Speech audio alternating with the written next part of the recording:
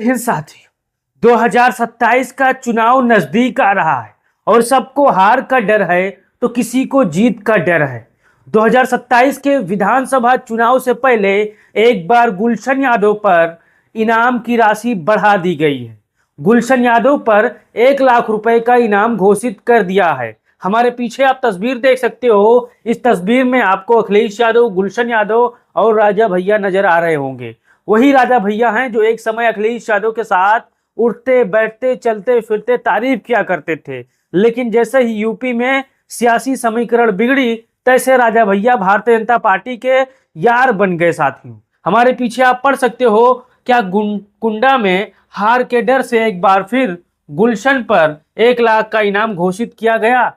जैसा कि आपको पता है, उत्तर प्रदेश के 2022 के विधानसभा चुनाव में समाजवादी पार्टी के प्रत्याशी थे गुलशन यादव और बड़ी मजबूती के साथ गुलशन यादव ने राजा भैया का मुकाबला किया था। राजा भैया चुनाव हारते हारते बचे थे। जो कभी 1 लाख 2 लाख वोटों से चुनाव जीतते थे, अब वो 30,000 पर आ गए थे, लेकिन इज्जत कार्यकर्ताओं ने कहो बचा लिया, नहीं तो इस बार 22 में भी चुनाव हार जाते। लेकिन हार की डर से क्या गुलशन यादव से बदला लिया जा रहा है? क्या गुलशन यादव को रास्ते से हटाने के लिए राजा भैया ये चीज करवा रहे हैं? आपका क्या राय है? राय दीजिए साथियों। अब यहां पर देखिए, राजा भैया के खिलाफ चुनाव लड़े गुलशन यादव पर 1 लाख का इनाम, सपा नेता पर 53 केस दर्ज है। यूपी के प्रतापगढ़ में सपा नेता गुलशन यादव पर अब 1 लाख का इनाम हो गया है। गुलशन यादव के खिलाफ 53 आपराधिक मुकदमे दर्ज है। गुलशन यादव लंबे समय से फरार चल रहे हैं। गुलशन राजा भैया के खिलाफ चुनाव लड़ने के बाद भी सुर्खियों में आए थे। अब यहां पर आप देख सकते हो, यूपी में सपा के कार्यवाहक जिलाध्यक्ष कुंडा के पूर्व चेयरमैन गुलशन यादव की गिरफ्तारी की रकम को अपर पुलिस महानिरीक्षक प्रयागराज ने 50,000 से बढ़ाकर 1 लाख रुपए कर दिया है। इससे अब गुलशन की मुश्किलें बढ़ सकती हैं। गुलशन यादव के खिलाफ 53 आपराधिक मुकदमे दर्ज हैं। गुलशन यादव लंबे समय से फरार चल रहे हैं। दरअसल कुंडा से विधायक रघु प्रताप राजा भैया के खिलाफ चुनाव लड़ने के बाद से ही सपा नेता गुलशन यादव सुर्खियों में रहे। चुनाव में राजा भैया के सामने गुलशन यादव की टिक नहीं पाए थे और सपा नेता को हार का सामना करना पड़ता। अब यहां पर चलिए जान लेते हैं 2022 का विधानसभा चुनाव परिणाम और 2017 का विधानसभा चुनाव परिणाम, जिसमें जमीन आसमान का अंतर है। अब यहां पर देखिए, यह 2022 का विधानसभा चुनाव परिणाम है और ये 2017 का विधानसभा चुनाव परिणाम है। एक ही विधानसभा का है लेकिन साल अलग अलग है।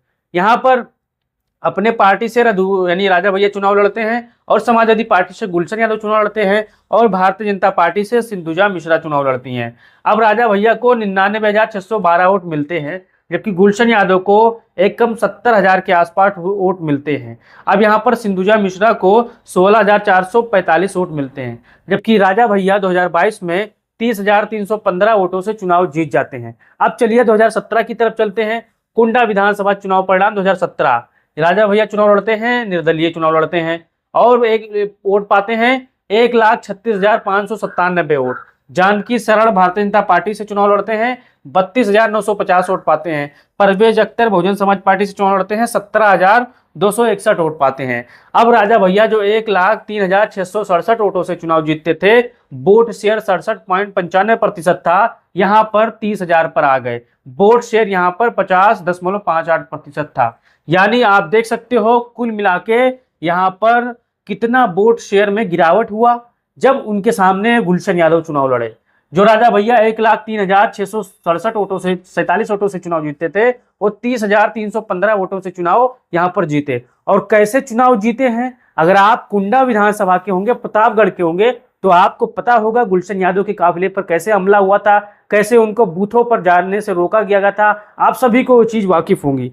अब यहाँ पर आपको अपना राय देना और बताना है, क्या जानबूझकर, क्या 2027 के विधानसभा चुनाव के हार के डर से गुलशन यादव पर कार्रवाई हो रही है?